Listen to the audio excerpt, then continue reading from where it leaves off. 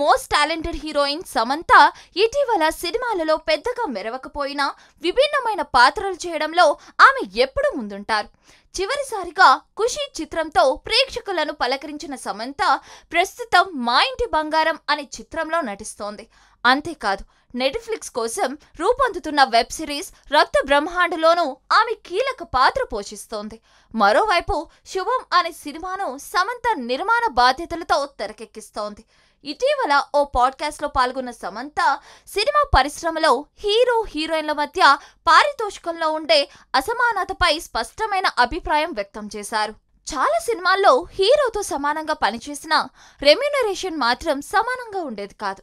కొన్ని పెద్ద సినిమాల్లో కథ ఎక్కువగా హీరో చుట్టూ తిరుగుతుంది.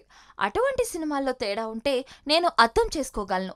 కానీ కొన్ని సినిమాల్లో కథానాయకుడు కథానాయిక ఇద్దరికీ సమాన ప్రాధాన్యత ఉండడంతో పాటు స్క్రీన్ పై సమానంగా కనిపించిన పారితోషికంలో మాత్రం తేడా ఉంటుంది. ఇది ఇప్పటికీ అన్యాయం అంటూ స్పందించింది. ఇండస్ట్రీలో 15 ఏళ్లకు పైగా అనుభవం ఉన్న సమంత ఇప్పటికైనా ఈ వ్యవస్థలో మార్పు కోసం ప్రయత్నం చేయాలన్న ఆలోచనలో ఉన్నారు. ఇప్పటికిప్పుడు అన్ని మార్చలేకపోయినా ఏదో ఒక మార్గం వెతకాలి. నేను చేయకపోతే మరెవరు చేస్తారు? సమస్య ఎక్కడైతే ఉంది పరిష్కారాన్ని కూడా అక్కడే వెతకాలి అనే నమ్మకం నాకుంది అని సమంత వ్యాఖ్యానించారు.